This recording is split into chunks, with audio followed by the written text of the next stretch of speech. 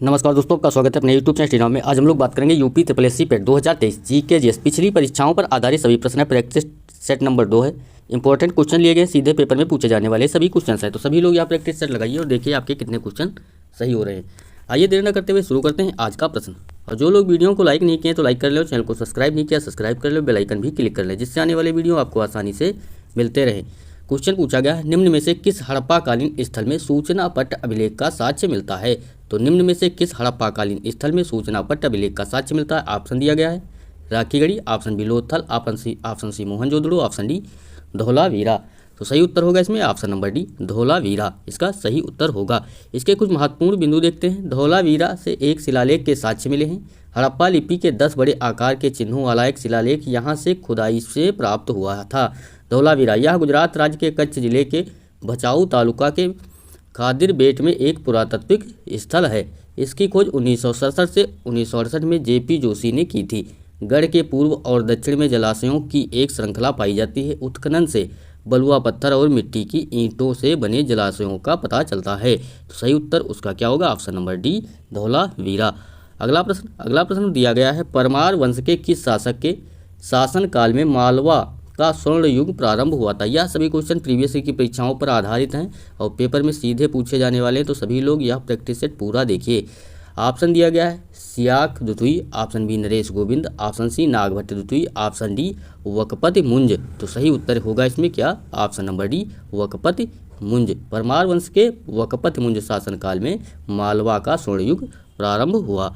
इसका महत्वपूर्ण, परमार वंश के संस्थापक उपेंद्र या कृष्णराज थे। तो परमार वंश के संस्थापक उपेंद्र या कृष्णराज थे। वे अग्रवंशी वंश के थे। इनकी राजधानी धार थी। परमार वंश के अंतिम ज्ञात राजा महाकाल देव थे। तो परमार वंश के अंतिम ज्ञात राजा अगर पूछा जाता है तो महाकाल देव थे।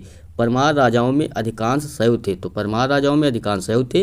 राजा भोज परमार वंश के एक प्रसिद्ध राजा थे। उसने 1010 से 1055 ईस्वी तक शासन किया। और जो लोग वीडियो को लाइक नहीं किए तो लाइक करें, चैनल को सब्सक्राइब नहीं किया सब्सक्राइब कर लें, बेल आइकन भी क्लिक कर लें।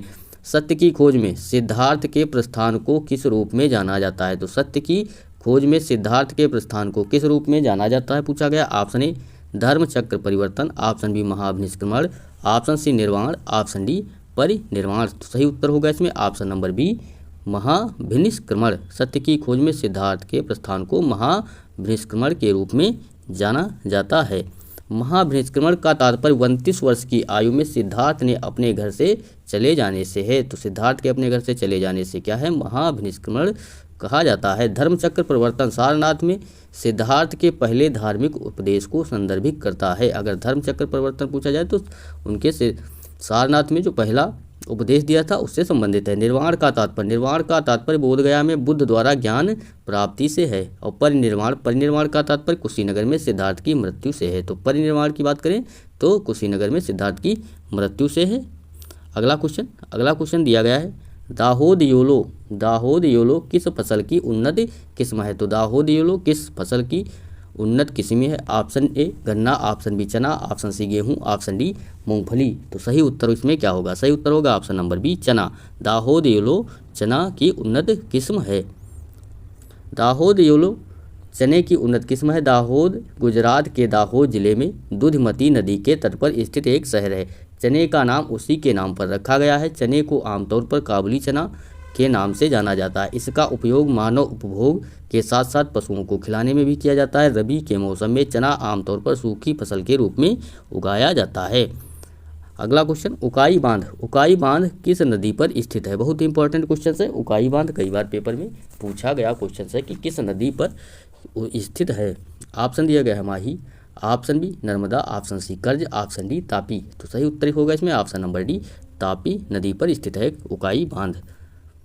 उकाई बांध उकाई नदी पर स्थित है जो गुजरात के तापी जिले से होकर बहने वाले तापी नदी की सहायक नदी है। यह बांध वर्ष 1972 में बनकर तैयार हुआ था। बांध की लंबाई 4962 मीटर है और इसका जल ग्रहण क्षेत्र लगभग 62,000 वर्ग किलोमीटर है। इस बांध को बल्लभ सागर के नाम से भी जाना जाता है। यह सिंचाई, बाढ़ नियंत्रण और बिजली उत्पादन के लिए उपयोग किया जाता है। तो इस बांध का अगर दूसरा नाम भी पूछें तो बल्लभ सागर के नाम से भी जाना जाता है। अगला प्रश्न, निम्नलिखित में से किसकी मात्रा लेटेराइट मृदा से अधिक पाई जाती है? तो निम्नलिखित में से किसकी मात्रा लेटेराइट मृदा से अधिक पाई जाती है? Option A calcium, option B कार्बनिक पदार्थ, option C potash, option D nitrogen. तो सही उत्तर होगा इसमें ऑप्शन नंबर सी पोटास इसका सही उत्तर होगा। लेटेराइट मृदा, इन मृदाओं में कार्बनिक पदार्थ नाइट्रोजन, फास्फेट और कैल्शियम की कमी होती है, जबकि लौह ऑक्साइड और पोटास की अधिकता होती है। ये मृदा पहाड़ियों की चोटियों और ऊपरी इलाकों में विकसित होती हैं।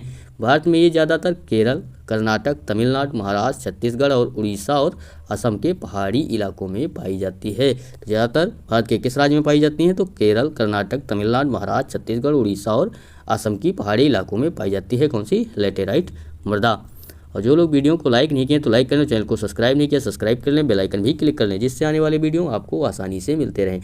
संविधान का निम्नलिखित संविधान की संशोधन प्रक्रिया से संबंधित है। तो कौन सा अनुच्छेद जो संविधान के संशोधन की प्रक्रिया से संबंधित है पूछा गया? ऑप्शन ए अनुच्छेद 332, ऑप्शन बी अनुच्छेद 363, ऑप्शन सी अनुच्छेद 368, ऑप्शन डी अनुच्छेद 360। तो सही उत्तर होगा इसमें ऑप्शन नंबर सी अनुच्छेद 368 जो है संविधान के संशोधन प्रक्रिया से संबंधित है। अनुच्छेद 368 भारत के संविधान के संशोधन करने में देश के मौलिक या अंतिम कानून बदलाव करना शामिल है। भारतीय संविधान का भाग 20 अनुच्छेद 368 संविधान के संशोधन प्रक्रिया को निर्दिष्ट करता है। यह प्रक्रिया भारत के पवित्रता के संविधान की रक्षा करती है और भारत की मनमानी शक्ति की संसद को रोकती है। 1971 और 1976 में क्रमशः पारित 24वें और 42वें संशोधनों ने अनुच्छेद 368 में संशोधन किया है। अगला क्वेश्चन,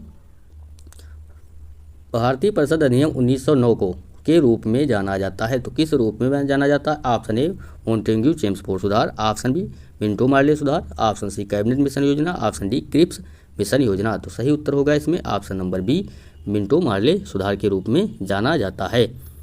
भारतीय परिषद अधिनियम को मिंटो मार्ले सुधार के रूप में जाना जाता है। भारतीय परिषद अधिनियम 1909 जिसे आमतौर पर मार्ले मिंटो या मिंटो मार्ले सुधार के नाम से जाना जाता है, यूनाइटेड किंगडम की संसद का एक अधिनियम था जो ब्रिटिश भारत के शासन में भारतीयों की भागीदारी में सीमित वृद्धि लाता है। तो सही उत्तर उसका क्या होगा? Option number B. अगला प्रश्न, दांडी यात्रा लगभग कितने अनुयायियों के साथ शुरू हुई थी? तो दांडी यात्रा लगभग कितने अनुयायियों के साथ शुरू हुई थी? Option A option A 70, option B 80, option C 50, option D 60। तो सही उत्तर इसका क्या होगा? सही उत्तर ऑप्शन नंबर बी 80 अनुयायियों के साथ शुरू हुई थी दांडी यात्रा। आपको याद रखना है और कॉपी में नोट भी करते रहना है। दांडी मार्च 1930 में अहमदाबाद के साबरमती आश्रम से दांडी तक गांधी के नेतृत्व में आयोजित किया गया था। इसे नमक सत्याग्रह या सविनय अवज्ञा आंदोलन के रूप में जाना जाता है। सविनय अवज्ञा आंदोलन की शुरुआत के दौरान लॉर्ड इरविन वायसराय थे। सरोजिनी नायडू उन नेताओं में शामिल थी जो दांडी मार्च के दौरान महात्मा गांधी के साथ थी। तो सही उत्तर उसका क्या होगा? Option number B 80। अगला प्रश्न, भारतीय राष्ट्रीय कांग्रेस के हरिपुरा अधिवेशन की अध्यक्षता किसके द्वारा की गई थी? बहुत ही इंपॉर्टेंट क्वेश्चन है और कई बार पेपर में पूछा गया क्वेश्चन है।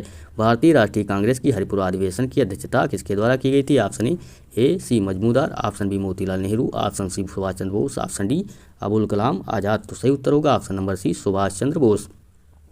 वर्ष 1938 में आयोजित भारतीय राष्ट्रीय कांग्रेस के हरिपुरा सत्र में की अध्यक्षता सुभाष चंद्र बोस ने की थी। यह इंडियन नेशनल कांग्रेस का 91वां सत्र था। सत्र में एक प्रस्ताव पारित किया गया जिसके अनुसार ब्रिटिशों को स्वतंत्रता की मांग करने के लिए 6 महीने का एक अल्टीमेटम दिया गया था, जिसे विफल करते हुए कांग्रेस ने उन्हें एक अखिल भारतीय संघर्ष शुरू करके भारत से बाहर कर दिया।